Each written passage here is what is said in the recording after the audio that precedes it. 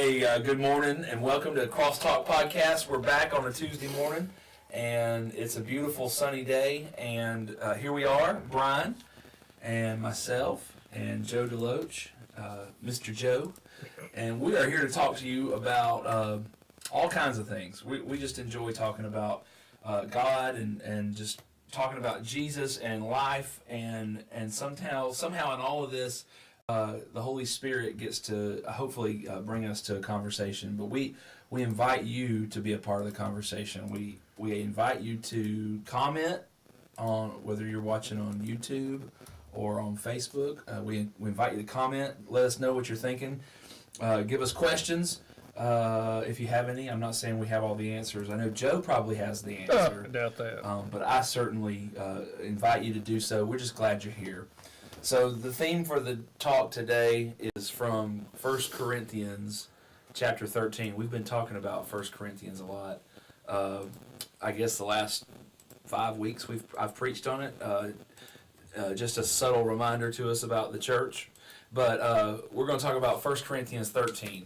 And this is a text that you all know really well. You've probably heard it at weddings.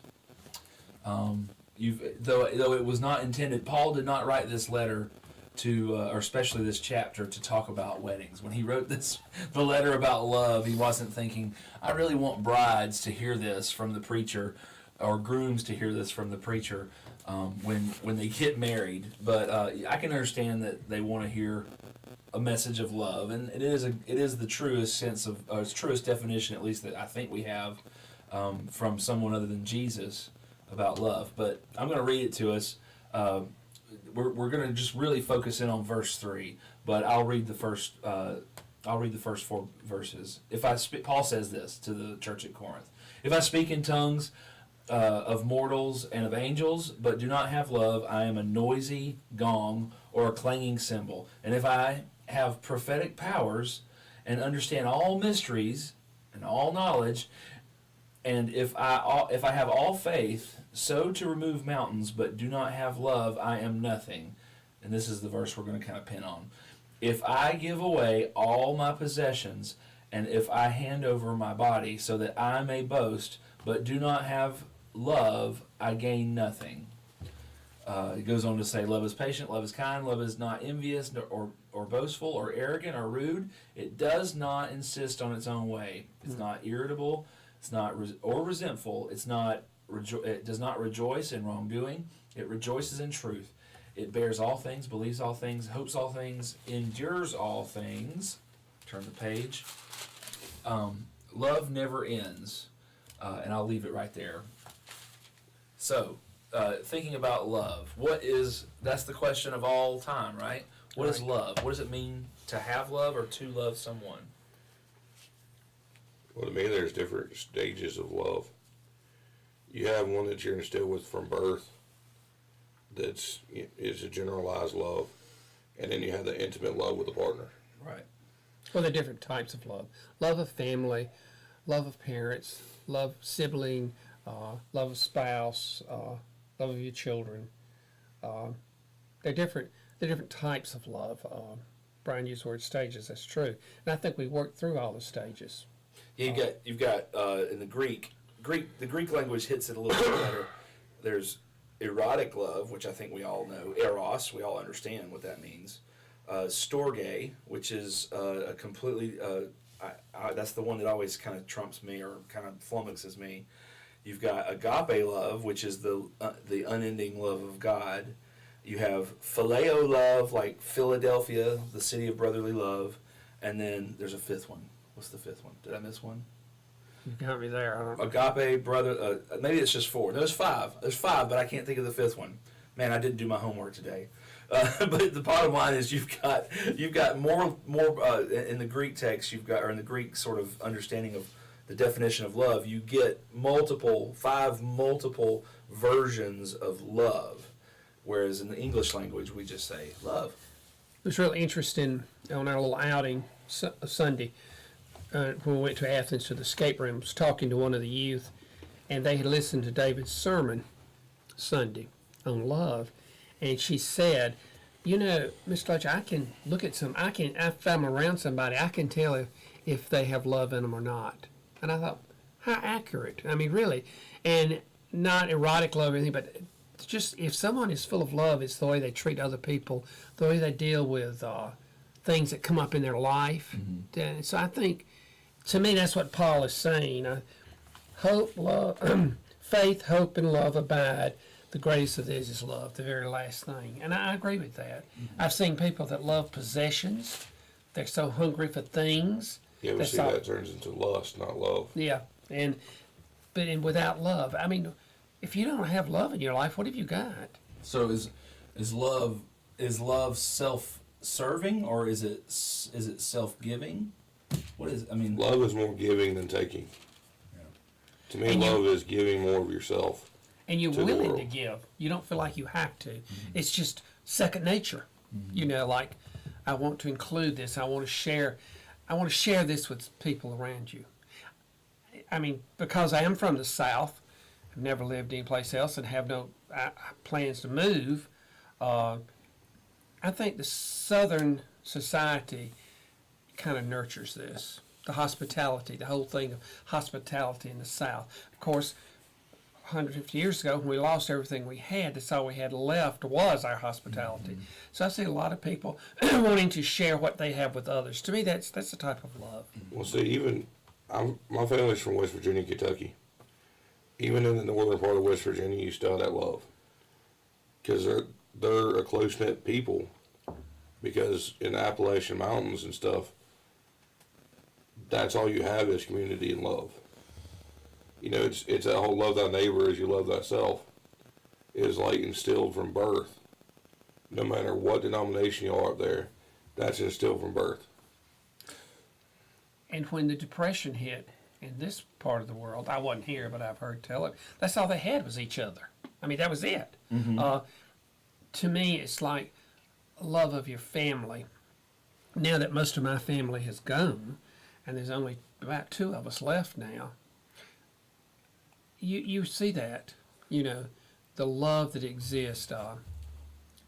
I cannot imagine, and I feel sorry for people that don't have a sense of love, not lust, but love in their hearts. That's got to be a bitter, cold existence. Yeah, I remember hearing at my last congregation, there was a member whose son was a missionary in China, and I've never been to China, but he was talking about communist China. And he said the thing that he remembered most when he went to visit his son, as his son was, undercover. He was teaching the English language, and you can't be a missionary. The Chi-Coms don't allow these kinds of things, but he was there, sort of undercover, right? As an English teacher, and this man said that he remembered being in the car with his son, and one of the first things he saw. I believe this was in Shanghai, I think, and he remembers seeing that when they were going into a community, he remembered seeing dead human bodies laying on the sidewalk, just laying there. Right. And he was so impacted by it because it showed a lack of care for your common man. I mean, it was just like, he said they had dehumanized one another to the point where a dead body on the side of the road was just trash. And that really has impacted me, though I've never been there, to think that at our foundation, our society is truly a Judeo-Christian society that at its foundation has a sort of expectation of love and care for one another. Yes, we don't, and when we do bad, when things go south, when things are not healthy, it's because we didn't care for one another. Our society, some have said, has been in a season of decay, and I would say that's probably true to an extent. But some of the signs of that has been that people don't care for each other the same way, or they don't value human life the same way. And so, love for me at its foundation is a love for God, right? Love God, love the Lord your God with all your heart, soul, mind, and strength, and love your neighbor as yourself. So those things are all held in balance. And so you talk about Southerners. My wife is from Connecticut, and I've joking. I don't know if I've said it on podcast before, but I've joked with you all that she has a bad habit of yelling at people in the parking lot. And I tell her, in the South, honey, if you yell at someone, they will take you seriously. They will actually believe you're yelling at them, and they will make it a personal issue. They might put their car in park and actually get out of the car. Are you ready for that? And she said, no. In the North, we just yell at each other because it's what we do.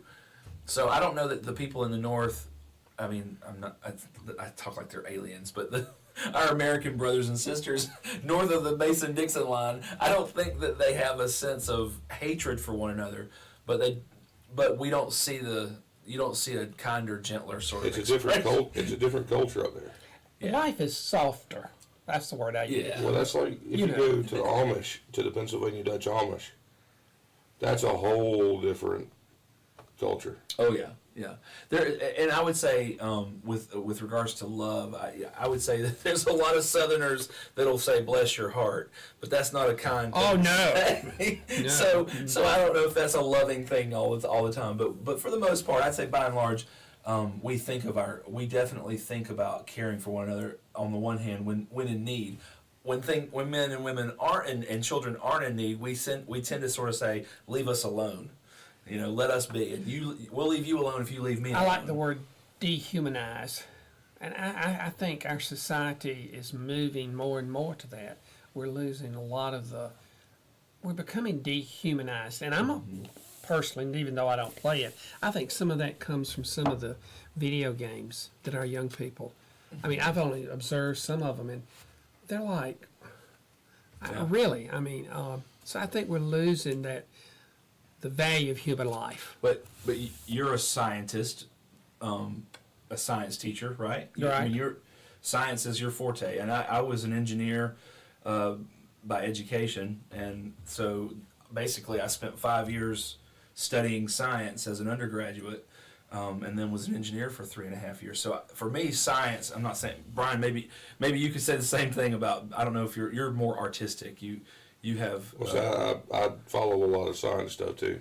Yeah, you're definitely a tech guy. So, but I think it's easy for us to get sort of caught up. We were just talking about G Suite and how can we network our documents, and that stuff becomes, cell phones. We're sitting on a computer talking to you all. Who knows who you are? We don't know who you are entirely out there in the ether. But we use technology, but sometimes a lot of times technology takes precedent above, and science takes precedent above the balance of God and the love of God. And it's important for us to remember Imago Dei, right? That's the phrase of in the image of God. In the image of God they were made. They made them in the image of God. Okay. And if we lose our sense of who we are as image bearers of God, then we inherently sort of cheapen human life, or make it about our own life, or become, as the French would say, existential. We become sort of this existential sort of, this is all there is, and good, bad, or ugly, it is what it is, and at the end of all of whatever this is, life being what it is, it's lights out. And there's just a sense of without love, there's no interconnectivity. There's just no. Well, if you look back in Genesis, when God created the earth, He created man and woman, and He didn't create woman under man. They were side by side helpmates. Sure. People that argue with you. Here we go. They were here to care for each other. Here come the comments. And then Adam and Eve were put here to care for the creatures of the earth, which means they were to love and care for God's creations. Mm-hmm. We're all God's creation, so we're supposed to love each other the same. We have really gotten away from that, haven't we? Yes. Caring for God's. And when I said about man, we've had many arguments about the creation of man and woman, and that the woman is supposed to serve the man. That goes over in our house like a ton of bricks. But it says helpmate, not slave. Well, look, when Jesus said, "Love your woman," or Paul said, "Love your bride as Jesus loved the church," I would say if you're putting yourself in the groom's sort of role there, Jesus died on a cross.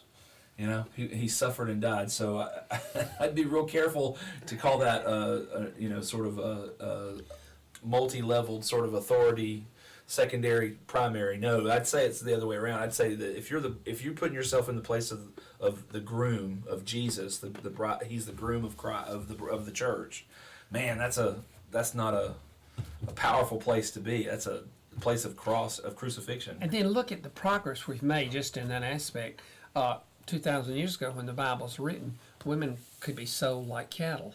They had no rights at all. Or when their husband died, they were basically worthless. Yeah, I know, and ended up In the having eyes to of marry society. the brother or something anyway. Right. Never could understand that. But, well, it was to keep the family alive. But it's taken us 2,000 plus years to get where we are now. Mm-hmm. And there's still people that will not listen to a female minister. But where is the love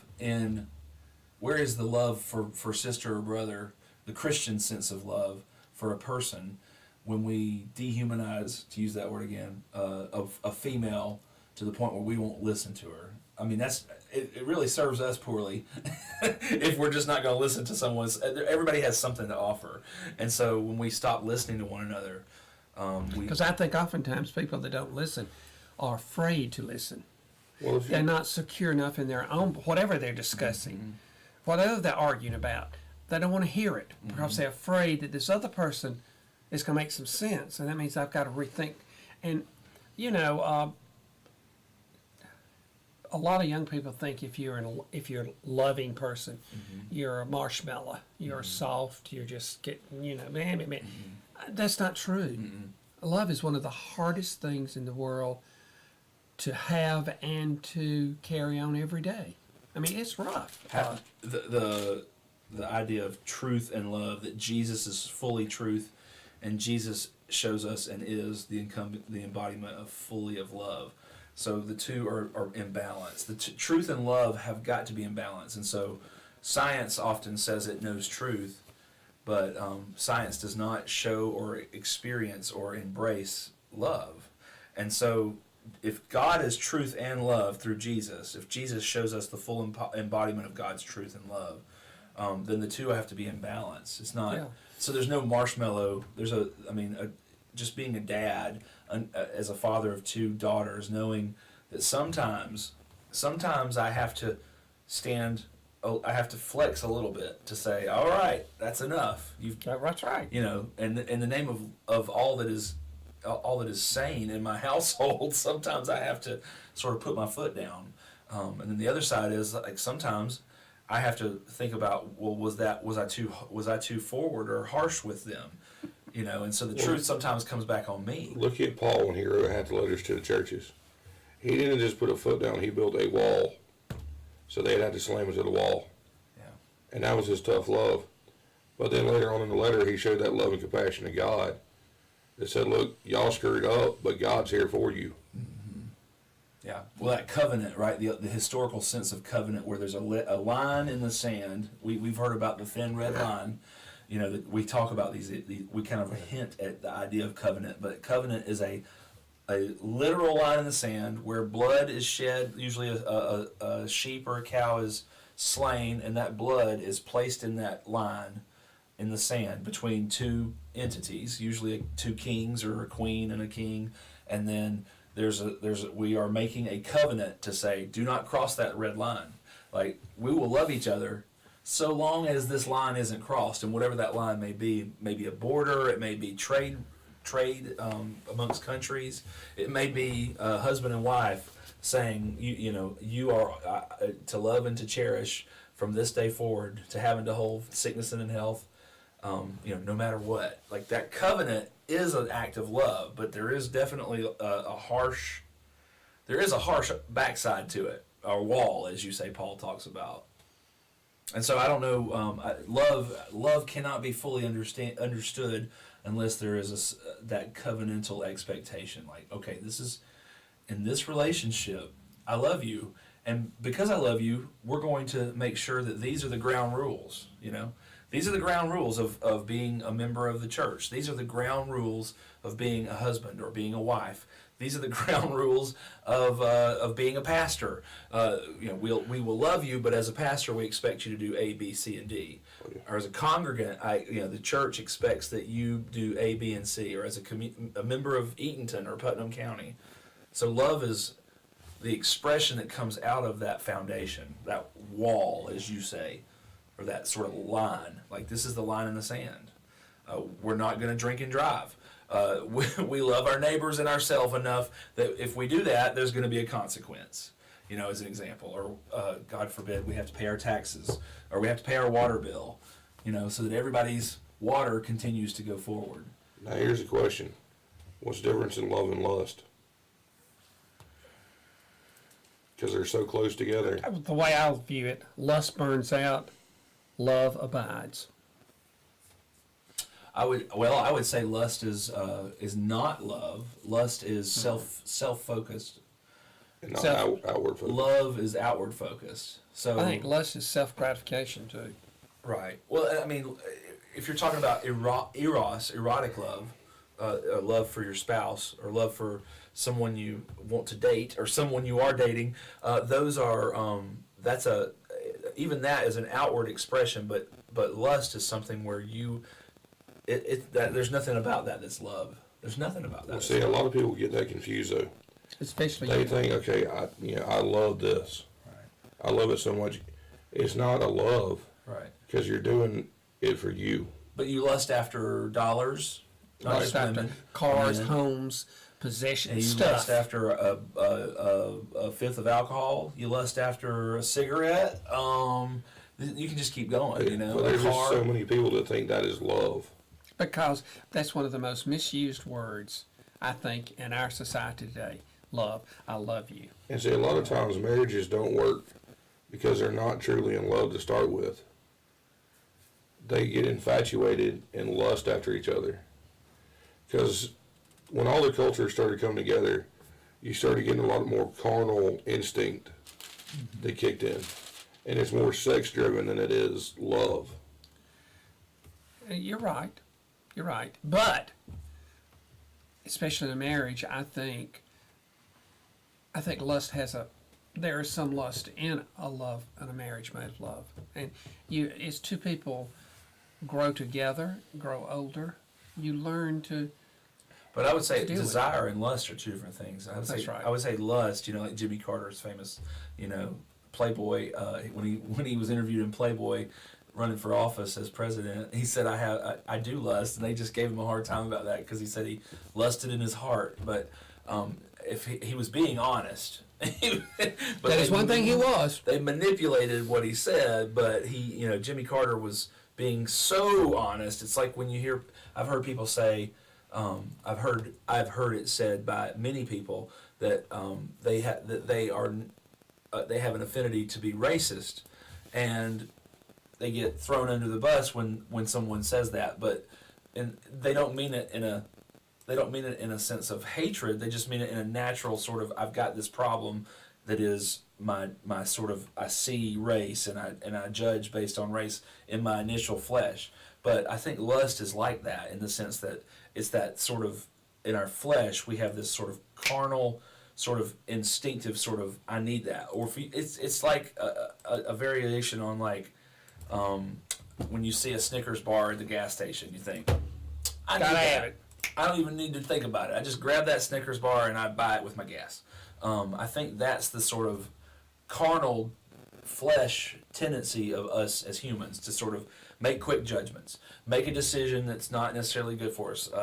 Take a drink. Look at someone in a very inappropriate way, or to use drugs. or to take all that money and put it in my pockets. It's to steal something. These are the things that humans do. But love is the more mature, as Paul says in chapter 13, the more mature way, the better way is love. The initial carnal sort of in our sinful, broken ways, we tend to do it for ourselves. I mean, it's just natural, sort of a sense of the initial is the sort of implied is that there is a shortage of things and I need everything, right? So it's that whole scarcity. Humans have a tendency to believe that everything's scarce, but in fact it's abundant. In verse 8, love never ends, but as for prophecies, they will come to an end. As for tongues, they will cease. As for knowledge, it will come to an end. I think that's so true. Looking back to the members of my family who are no longer walking on the earth, what's left is the love they had for me and my family. I think that's the one thing that lasts forever. Yeah. I mean, just like when you study the Bible, God had to love us to give his only son for us. And I equate that in my little human mind. Would I be willing to see my children suffer like Christ suffered for somebody else? And I know what the answer would be. No, it would be no. I mean, I would want to be up there on the cross instead of my children. But speaking of children, like he does say in Paul says in verse 11, when I was a child, I spoke like a child, thought like a child, reasoned like a child. I put those childish ways to put an end to those childish ways.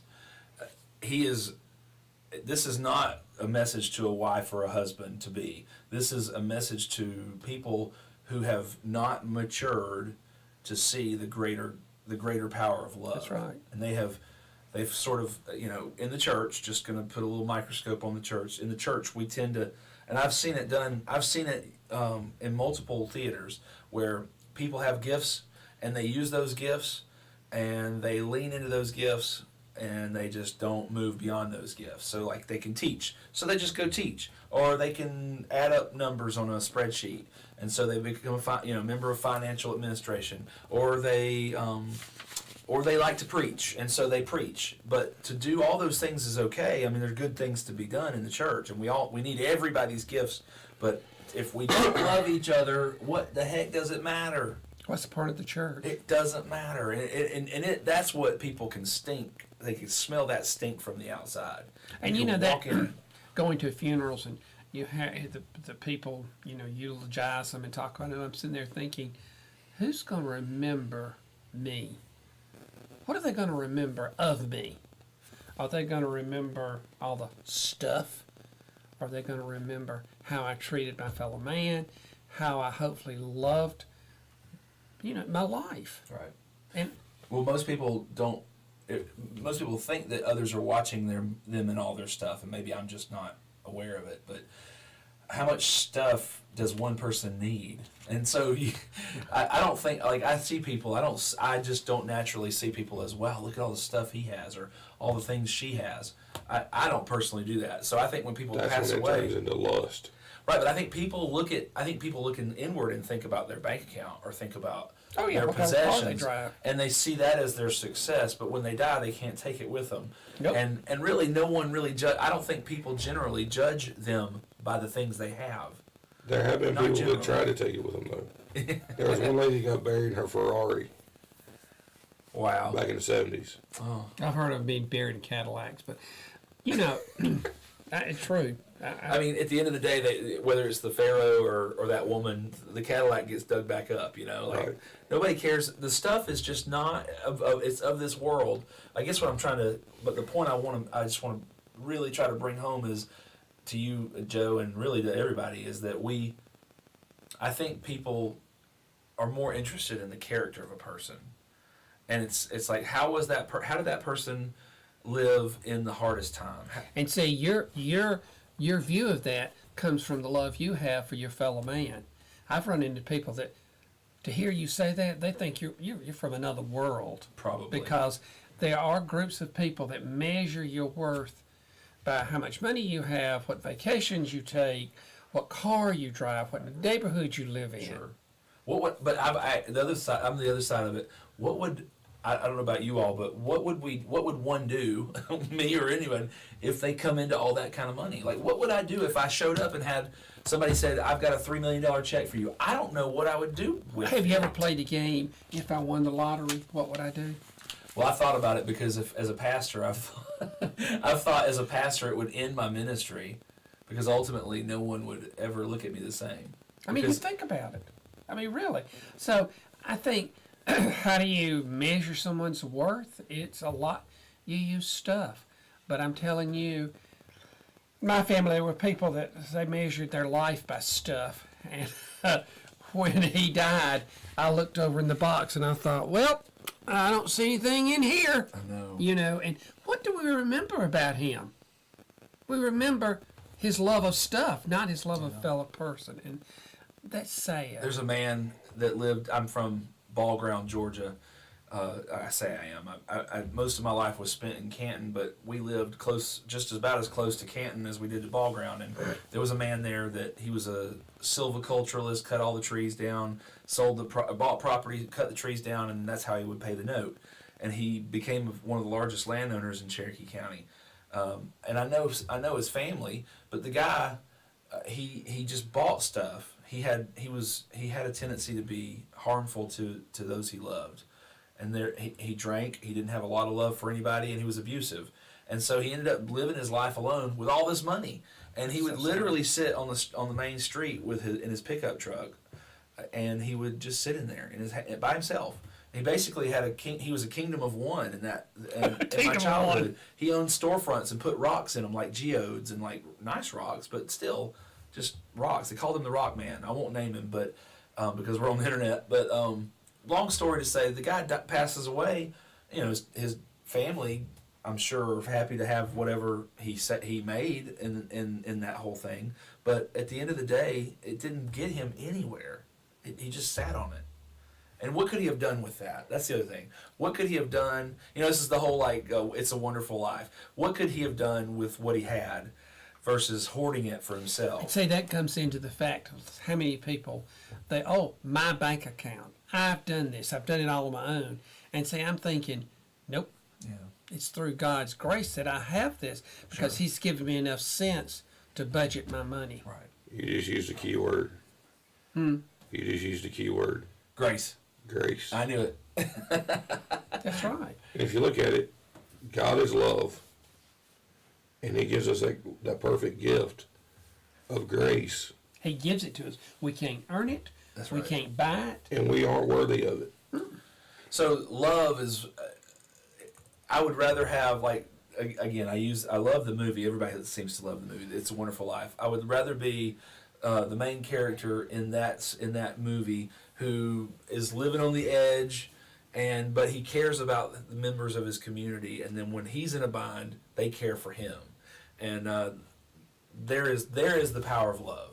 When we care for those around us, we don't. We put them above ourselves. I mean, think about all the times that he was a traveler.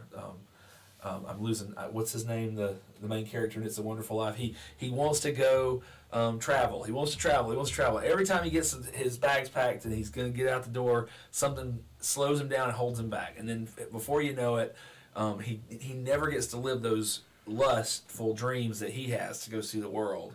And in the midst of that, he chooses to care for those around him, the community around him, rather than to do the things that he wants to do. And so those around him, many of those, like his brother, go out and do great things, fight wars, see the world, and meanwhile he's trying to help the community stay together. And there is something so powerful when we really get down to it, the difference between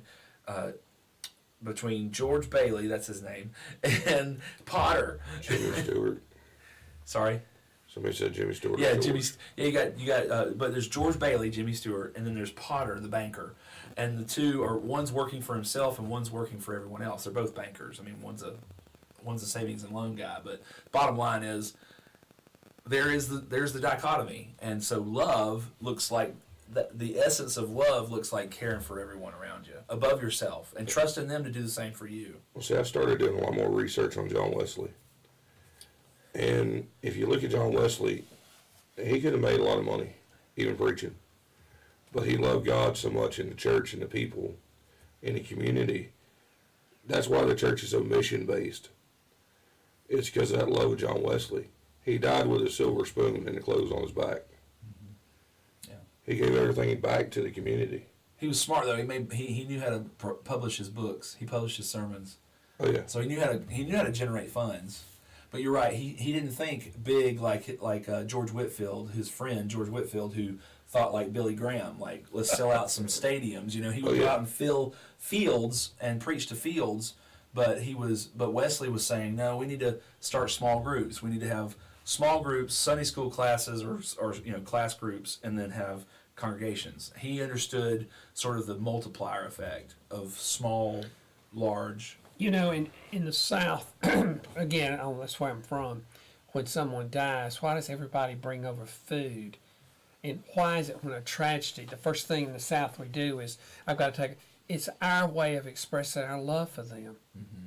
And I think we oftentimes lose sight of that people are not comfortable verbalizing it, so I want to show you how much I care for you. Yes. So I cared for you enough to make this casserole, to make this cake, or things like that. I think, and it's just like, why do you give a gift at a wedding? Why do you give a gift at a baby shower? It's my way of saying, this. I want to express my love to you. A lot of people have trouble expressing their emotions. Love. I mean, I don't think we have much, sometimes even hate. You know, we have trouble verbalizing it. So showing your love in so many different ways is just, it's so important, you know. But anger, whether it's love, we need to show our emotions, and this is kind of softy, feely, touchy stuff that we in America have a hard time with. But you know, if we do have if we've gotten angry, you know, it's like Yoda, Master Yoda. You know, fear leads to anger. Anger leads to hatred. Exactly. So fear is the lack of confidence, and then anger is the proof of that lack of confidence. And then if you don't articulate it, then it just wells up in you. And the power of counseling, you know, just to find a counselor or talk to somebody, talk to your pastor, talk to somebody you trust, and just, you know, I've talked to both of you before just to say, you know, like. And you know the reason for that is because now when you verbalize it, someone is helping you carry the load. You're not carrying it all on your own self. Right. There were times during the pandemic when I would say, you know, to Sarah, I got the blues. You know, that was her, and that's like my little code word is for her to know that there's stuff I can't process. And she would always say, well, are you working too much? Have you thought about taking half a day off and just do something? Yeah, but I'm busy.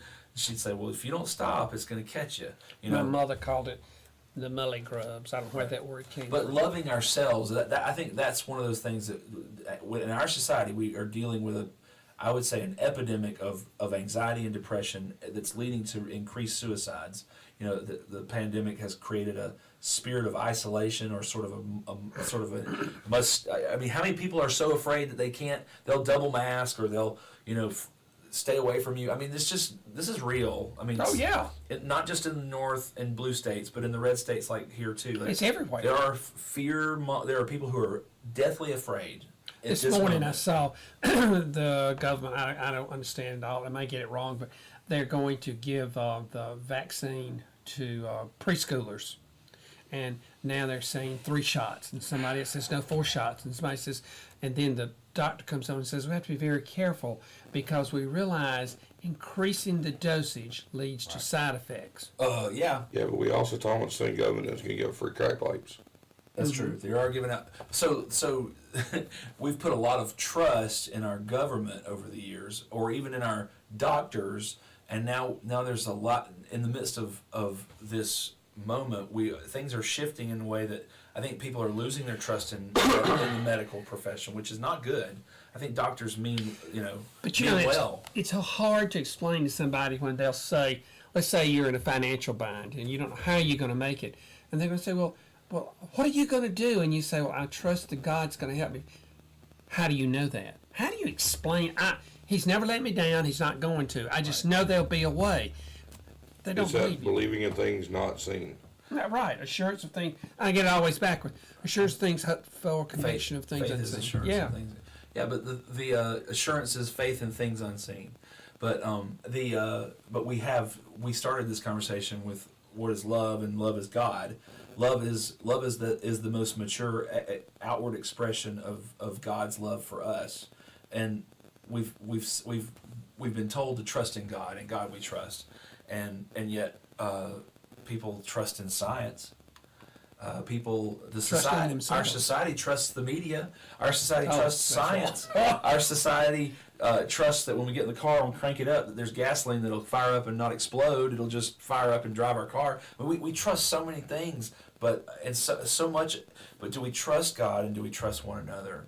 And I think we're in a beautiful time right now, because I think in all of the shakeups of some of the things we've trusted so much, whether it be science, and I would put parenthetically medicine, or the financial institution, all the things that we've trusted now are sort of shaking. In the midst of that, people do think we're nuts when we trust God, and yet Yeah.